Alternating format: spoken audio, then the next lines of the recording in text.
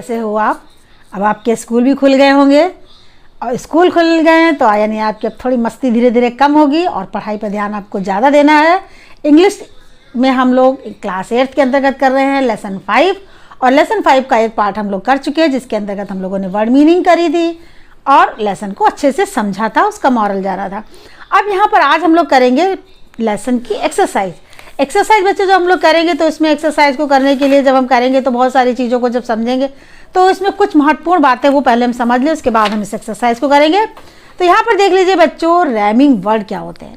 When 2 or more words that have same or similar ending sound, यानी 2 या 2 से अधिक जो शब्द होते हैं, वर्ड्स होते हैं, उनको जब उनकी जो एंडिंग होती है, उनका जो ख़त्म होने वाला पार्ट होता है, उसकी साउंड होती है वो एक जैसे मिलती है। जैसे कि आपने पढ़ा होगा हिंदी में जाना, खाना, पीना, देखिए सब में ना ना ना ना आ रहा है। इसी तरीके से इंग्लिश में किस तरीके से होगा, तो यही वर्ड है, they are said to be a rhyming word. जैसे ट्विग है, अब इसमें देखिए आई जी बाद में है तो हमें ऐसे वर्ड लाना है जिसमें यही साउंड निकले, twig, big, did, game, fame, name. आपकी एक्सरसाइज में और सारे दिए, वो भी अभी हम लोग करेंगे स्टडी। यहाँ पर देखिए सेंटेंसेस को बनाने की बात की, आप सेंटेंस को इस लेसन जो हमारा ये लेसन था प्ले थिंग, इन्हीं के वर्डों से हमें सेंटेंस बनाना। लेसन आपने अच्छे से समझ लिया है तो सेंटेंस भी आप अच्छे से बना लेंगे। जैसे कि अकाउंट्स है, अकाउंट्स जो पोएट है वो लेखा जोखा कर रहा है ना, तो उसी से रिलेटेड हमको सेंटेंस बना ले, बड़े आराम से बता सकते हैं। The poet was busy in managing, क्या कर रहा था वो? अकाउंट्स। इसके बाद है absorbed, child was absorbed in playing the two, यानी कि बच्चा जो है खेलने में अपने आप पूरे तरीके से तल्लीन था। Strength, games and sports provide mental and physical strength. फिर इसके बाद है desire, he had little desire to work here. इस तरीके से और छोटे छोटे शब्दों को जिन पर एक ले सकते हैं आप, वर्ड्स ले सकते हैं और उनके सेंटेंस बनाने की प्रैक्टिस कर सकते हैं। तो बच्चों कीजिएगा, मुझे पूरी उम्मीद है। अब यहाँ पर देखिए कुछ हम लोग ग्रामर की बात कर लेते हैं। नाउन, जैसा कि बच्चों आप जानते हैं, आपने 6 में भी पढ़ा है, 7 में भी पढ़ा है कि noun is the name of thing, animal, person और प्लेस एंड फीलिंग। जैसे मैंगो है, डेलही है और एक्स्ट्रा, ऐसे बहुत सारी चीज़ें। फिर वर्ब क्या है? Verb is an action word, ये एक्शन वर्ड है यानी कि क्रिया है। It is a part of speech, verb shows the action and state of being, read, laugh, sing, play, ये हमारे वर्ब हैं। इधर देखिए बात करते हैं एडजेक्टिव की। An adjective is a word that tells you more about noun और प्रोनाउन। नाउन और प्रोनाउन के बारे में जो एडजेक्टिव होता है कुछ और ज़्यादा बताता है। जैसे कि पेन है, पेन क्या है? नाउन है। पेन रखा हुआ है, अब पेन ब्लू है, ब्लैक है, क्या हमने कहते हैं ब्लू पेन, यानी ब्लू क्या हो गया? वो एडजेक्टिव हो गया। नाउन को और थोड़ा विस्तार दे रहा है, नाउन के बारे में बता रहा है, उसकी क्वालिटी के बारे में।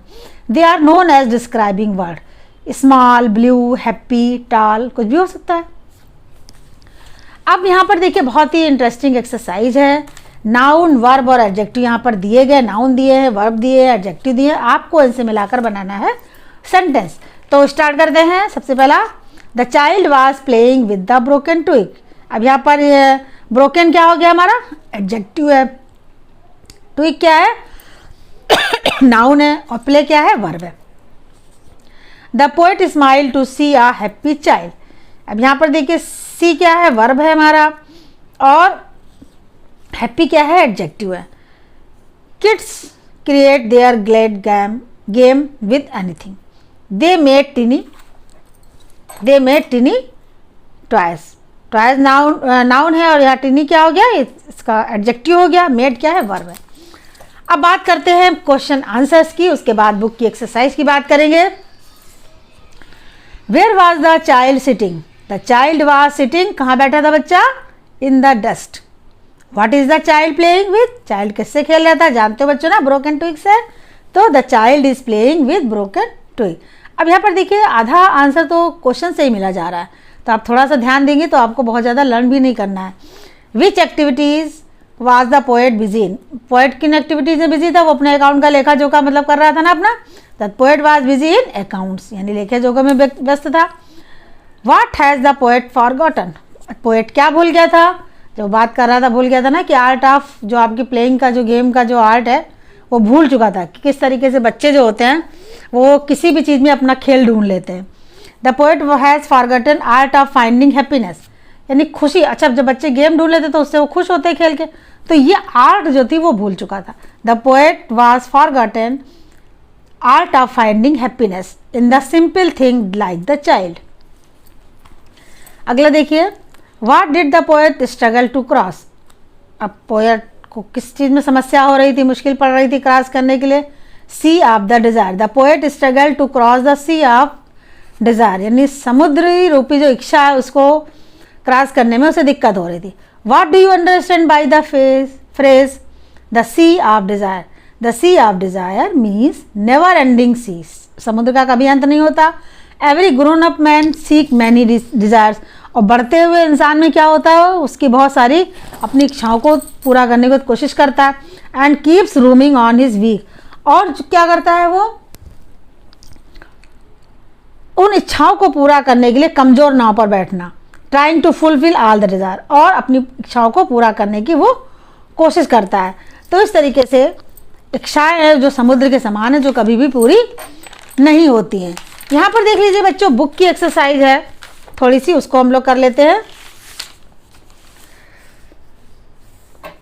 यहाँ पे देखिए, rhyming words of the word given below देना है। डस्ट का जस्ट, मस्ट, थिंक का थिंक, सिंक, पिंक, आवर का फ्लावर, सौर, सीक का सीक, चीक, बीक। अब नीचे दिया हुआ है, hockey is an sport which is played with the stick and a ball. Given below are some games, write what they are played with, किसके द्वारा ये गेम खेले जाते हैं, ये लिखा हुआ। यहाँ पर पहला लिखा हुआ hockey, a hockey stick and a ball. अब क्रिकेट है, क्रिकेट तो बैट और बॉल से ही खेला जाता है, तो bat and ball. Skating, skateboard and sticks. Badminton, a badminton, rackets and shuttlecock. Football, a football. इनसे हम ये गेम को खेलते हैं। अब बात आ जाती है हमारी होम असाइनमेंट, हमें घर में क्या क्या करना है भाई। अब right the game you like the most, आपको लिखना है कि आपको कौन सा गेम सबसे अच्छा लगता है। Right a paragraph about it, और उसके बारे में आपको एक पैराग्राफ लिखना है।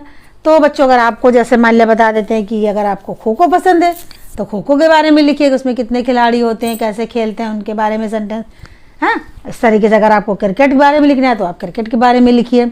फिर right a paragraph on any of the childhood experience, और बचपन का जो एक अनुभव है, आपने कब ऐसा कुछ किया था, उस अनुभव को भी आप एक पैराग्राफ में लिखिए। फिर है make a list of famous sports person of your country and right why you admire them. अब फेमस स्पोर्ट्समैन जो हैं, पर्सन्स हैं, उनको आपको नाम लिखना है, लिस्ट बनानी है। तो आप कोई भी नाम लिख सकते हैं, आपको बहुत सारे क्रिकेट के ही खिलाड़ियों के नाम पता होंगे, क्योंकि क्रिकेट तो बहुत पसंद करते हैं सब लोग। विराट कोहली है, सचिन तेंदुलकर है। फिर आप अदर गेम लिख सकते हैं, पीवी सिंधु जैसे कि बैडमिंटन की है, सानिया मिर्जा टेनिस, या नीरज चोपड़ा जो जेवेलियन फेंकते हैं, थ्रो। तो इस तरीके से आप उनकी लिस्ट बनाएंगे, आपको जितने भी याद आ रहे हैं, कम से कम 5 तो जरूर बनाइएगा। अब बात आती है हमारे कि आज हमने क्या सीखा है। Today we learn the poem on childhood and the message conveyed by it. Poem को हमने पढ़ा, पोएम ने क्या मैसेज दिया वो हमने जाना। Definition of noun, verb and adjective and making sentences from a table using them, और हमने टेबल जो दी हुई थी वर्ब, नाउन और एडजेक्टिव की, उससे मिलाकर हम लोगों ने बनाए थे सेंटेंसेस। यहाँ पर बच्चों एक बात देखना है, ये कि जो नाउन, वर्ब और एडजेक्टिव की जो डिटेल है वो भी आप जो है हमारे चैनल पर जाकर और अच्छे से देख सकते हैं। ग्रामर की क्लासेस में पूरा डिटेल उसका पढ़ा हुआ है, जिसे आप और अच्छे से समझ सकते हैं। तो इस तरीके से लेसन 5 हम लोगों ने कंप्लीट कर लिया है। अब बच्चों, आपकी ड्यूटी है कि आप उसे अच्छे से पढ़ें। अगर कोई चीज़ आपको समझ में नहीं आती है या मुश्किल पड़ती है तो आप दोबारा मुझसे पूछ लें, लेकिन लेसन को तैयार जरूर कर लें।